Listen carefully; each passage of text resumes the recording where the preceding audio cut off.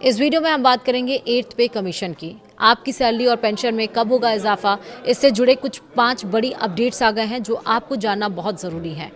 तो इसलिए वीडियो के आखिर तक बने रहिएगा। नमस्कार, आप देख रहे हैं न्यूज़ 18। मैं हूं आपके साथ श्रुति श्रीवास्तव। केंद्रीय कर्मचारियों और पेंशनर्स की नई सैलरी के लिए 8वें वेतन आयोग ने काम तेज कर दिया है। दिल्ली के दफ्तरों से बाहर निकलकर आयोग अब सीधे अलग अलग राज्यों में जाकर कर्मचारियों की समस्याएं सुन रहा है। दरअसल केंद्र सरकार के विभिन्न विभागों में काम करने वाले करीब 1 करोड़ से ज़्यादा कर्मचारियों, रिटायर हो चुके पेंशनर्स के लिए एक बहुत ही काम की खबर है।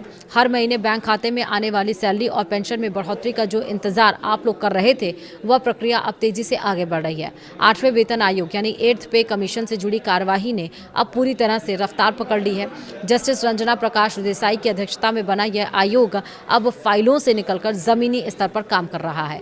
देश के अलग अलग राज्यों और केंद्र शासित प्रदेशों में कर्मचारी यूनियन और पेंशनर्स के गुटों के साथ आयोग की अहम बैठकें लगातार जारी हैं। अगर आप भी इस बात को लेकर उत्सुक हैं कि नया पे स्ट्रक्चर कैसा होगा, बेसिक सैलरी कितनी बढ़ेगी और पेंशन का रिवीजन किस तरह से किया जाएगा, तो 8वें वेतन आयोग की तरफ से आ रहे इन 5 सबसे जरूरी अपडेट्स को जानना आपके लिए बेहद जरूरी है। सबसे पहले तो बता दें कि वेतन आयोग का काम सिर्फ दिल्ली के दफ्तरों में बैठकर नहीं हो रहा है। फिलहाल यह आयोग अपने परामर्श और विश्लेषण वाले बेहद अहम दौरे से गुजर रहा है। इसका सीधा मतलब यह है कि आयोग के सदस्य अलग अलग राज्यों में जाकर वहां के कर्मचारियों और उनकी यूनियनों की दिक्कतें सुन रहे हैं। दक्षिण भारत में चेन्नई यानी तमिलनाडु के भीतर 7 और 8 सितंबर को महत्वपूर्ण परामर्श बैठकें रखी गई हैं। इसके ठीक बाद 9 सितंबर को पुडुचेरी में भी सुनवाई का समय तय किया गया है।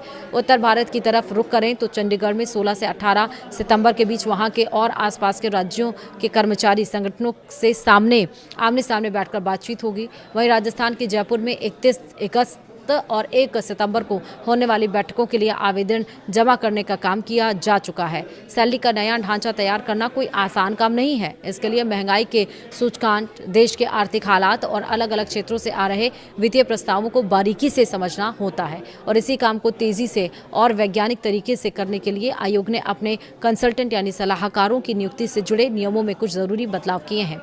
इन विशेषज्ञों की मदद से जो रिपोर्ट तैयार होगी वह पूरी तरह से सटीक और ठोस आंकड़ों पर आधारित होगी।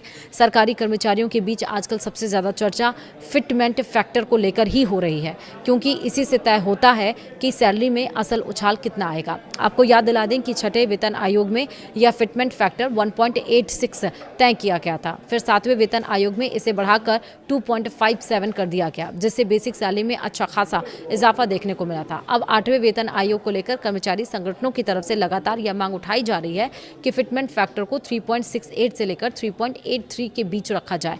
हालांकि यहां यह साफ कर देना जरूरी है कि अभी तक आयोग की तरफ से न्यूनतम वेतन, फिटमेंट फैक्टर या नई पेंशन को लेकर कोई भी आधिकारिक घोषणा नहीं की गई है। आखिरी फैसला आयोग की पूरी रिपोर्ट और उसके बाद सरकार की मंजूरी पर ही निर्भर करेगा। इस बार वेतन आयोग की यह साफ मंशा है कि पूरी प्रक्रिया एकदम लोकतांत्रिक और पारदर्शी रहे। कोई भी फैसला सिर्फ बंद कमरों में लेने के बजाय आयोग हर विभाग के कर्मचारी प्रतिनिधियों, स्थानीय परिसंघों और पेंशनर एसोसिएशन को पूरा मौका दे रहा है। लोग अपनी समस्याएं और सुझाव लिखित रूप में या फिर बैठकों में मौखिक तौर पर सीधे आयोग के सामने उठा सकते हैं। तय समय सीमा के मुताबिक 3 नवंबर 2025 को गठित किए गए इस 8वें वेतन आयोग को अपनी पूरी रिसर्च, सिफारिशें और फाइनल रिपोर्ट तैयार करके सौंपने के लिए 18 महीने का वक्त दिया गया है। जब देश भर में चल रही ये सभी बैठकें खत्म हो जाएंगी, तब आयोग जमा किए गए सभी आवेदनों और सुझावों को गहराई से अध्ययन करेगा। उसके बाद एक फाइनल रिपोर्ट तैयार करके केंद्र सरकार की मेज पर रखी जाएगी। जब उस रिपोर्ट पर केंद्रीय कैबिनेट की मुहर लग जाएगी, उसके बाद ही नया वेतन ढांचा देश भर में लागू होगा। चूंकि 8वां वेतन आयोग अभी शुरुआती बातचीत और आकलन के दौर से गुजर रहा है, इसलिए कोई भी नया फॉर्मूला अभी तक आधिकारिक रूप से पास नहीं हुआ है। ऐसे समय में अक्सर कई तरह की अफवाहें तेजी से फैलने लगती हैं। सभी कर्मचारियों और पेंशनर भोगियों को यही सलाह दी जाती है कि वे इधर उधर की बातों पर ध्यान देने के बजाय सही और पुख्ता जानकारी के लिए सिर्फ 8वें वेतन आयोग के आधिकारिक पोर्टल या वित्त मंत्रालय की तरफ से जारी होने वाले आधिकारिक बयानों पर ही भरोसा करें।